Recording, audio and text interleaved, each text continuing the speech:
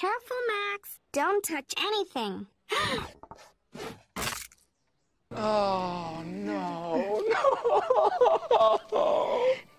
So when I was commissioned to make this video, I wasn't given any specific episode to review, so I had no idea where to start. I vaguely remember Max and Ruby when it first came out, but I never really got into it, which is strange because I was in the perfect age range when the show started airing. Honestly, I have way more fond memories of the books the show was based on. My mom would read them to me before bedtime, and the way she read them always made me laugh. My two favorite books were Bunny Cakes and Max's Chocolate Chicken, and as it turns out, both were adapted for the show. So I thought it'd be fun to see how the show translated the books for the cartoon. Let's not waste any more time and delve right in. This video is brought to you by viewers like you. Thank you. Be sure to subscribe and help get this video to 2,000 likes. The episode opens with Max making a mud cake for his grandma's birthday. He wants to decorate it, only to find he's down to his last red-hot marshmallow squirter, which sounds less like a candy and more like a trending search topic on Pornhub. His big sister Ruby comes in and instantly starts crapping on Max's cake. She tells Max they're going to make an angel surprise cake for their grandma instead. Ruby sets out all the ingredients when Max's clumsy ass knocks over the eggs. Oh, no! No worries though, they're bunnies, they can just lay some more. Wait, bunnies can lay eggs, right? Right? Ruby gives Max a list to take to the grocer to replace the eggs, because even though he's not old enough to talk, he's apparently old enough to go shopping by himself. That makes sense to me. Max decides to add his favorite marshmallows to the list, but only manages to scribble down chicken scratch. He takes the list to the grocer, who can't discern his handwriting. I think that's more like hand-wronging. Huh? Max returns with the eggs, and Ruby tells him not to bump the table. Guess what happens? What did I just say? One step forward, two steps back. Ruby sends Max back to the grocer with another list to replace the milk and flour. Max again tries to add his marshmallows to the list instead of just taking the box with him to the store. The grocer fails to comprehend Max's marshmallow demands as the baby bunny threatens to destroy him with his resting bitch face.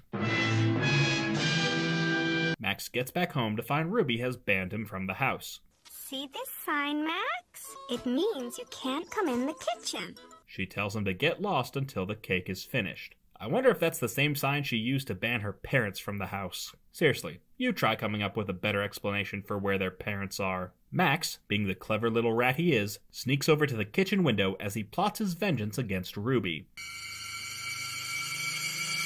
Finally, the cake is finished, but Ruby says it still needs some decorations. She gives Max a third shopping list to take to the store. How the hell are these two paying for all this stuff? Max decides to draw a picture of the marshmallow on the list, which would be pretty smart if the drawing didn't look like a severed thumb. Max goes back to the store, and the grocer finally puts together that Max wants his marshmallows, which could have been resolved 5 minutes ago if Max had used his words. Yeah, I know he's a child, but if he's old enough to go to the store by himself 3 times, he should be old enough to say the word marshmallow. Ruby puts the finishing touches on her cake when Max comes barging in with his red-hot marshmallow mud cake. Just then, Grandma shows up for her birthday party. Turns out Grandma loves both cakes and can't decide which one to eat first. Looks like Grandma's going back to the psych ward. Let's review. Ruby made fun of her brother's pretend cake and insisted on making their grandma's birthday cake herself. When Max spilled the ingredients, Ruby sent her nonverbal brother to the store by himself 3 times, and then had the audacity to ban him from the house. Though to be fair, Max was also a pain in the ass in this episode. He ruined his sister's ingredients twice and tried to use her shopping lists to get himself some candy, and his illiterate ass couldn't even pull that off. And even when he finally got his marshmallows, he wasted them on his wormy mud cake, which his grandmother was too polite to throw in the trash. Though that's still not as bad as the time Max stole his sister's chocolate chicken. Stay right here. It's our 18-year play date. A new season of Max and Ruby kicks off with a week of new episodes, starting next Monday at 1:30, only on Nick Jr. The episode opens with the Easter Bunny leaving a chocolate chicken in Max and Ruby's bird bath. And while the Easter Bunny may look charming in the books, in the show, he comes off as a total creep. The Easter Bunny proceeds to leave his eggs all over the yard with reckless abandon. See? I knew rabbits laid eggs. He's about to leave a chocolate duck in the doorway until he nearly gets spotted by Ruby. Max and Ruby go to the backyard to start their Easter egg hunt. Ruby is hell-bent on finding the most eggs, while Max is preoccupied with confessing his love to the chocolate chicken. I love you. I love you. I love you. I love you. Ruby says that whoever finds the most eggs gets the chocolate chicken. Max decides to dick around while Ruby takes way too long to find her first egg. Where did that Easter Bunny hide his eggs? Turn around and look behind you. Ruby scolds her brother that he won't get the chocolate chicken if he doesn't find any eggs. Ruby then fails again to see an egg sitting out in the open. I know there are more Easter eggs here somewhere. For God's sakes, Ruby, it's right in front of you. Max makes a half-hearted attempt to find an egg when he stumbles across a pile of acorns. Ruby tries to get Max to focus so he can have a fair shot at the chocolate chicken. Turns out Max is way more interested in perfecting his acorn soup. Ruby says screw it and leaves Max to his own devices. Ruby then proceeds to gather every Easter egg in the yard.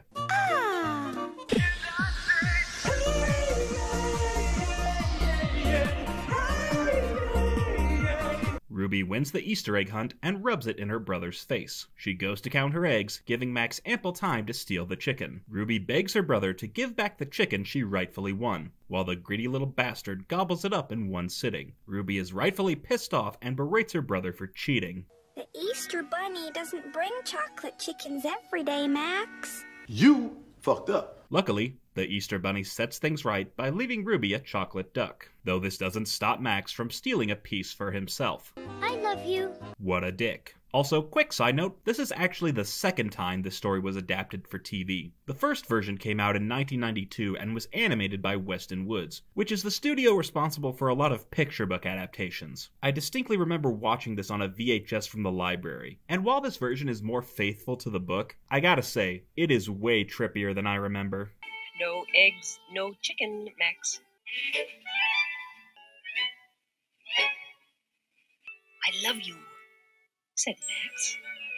Let's review. Max became infatuated with the piece of chocolate. He gave up on the Easter egg hunt almost immediately in favor of screwing around. Ruby gave her brother several chances to have a fair shot at the prize, but that still didn't stop her from ditching him and showboating when she won. Max was such a poor sport that he stole his sister's chocolate and showed absolutely no remorse when he ate it all. And even when Ruby got her redemption duck, Max tried to steal that for himself as well. And while these two tend to go back and forth between being the worst character on the show, I think it's only fair to judge them as equally terrible. F you, Max and Ruby.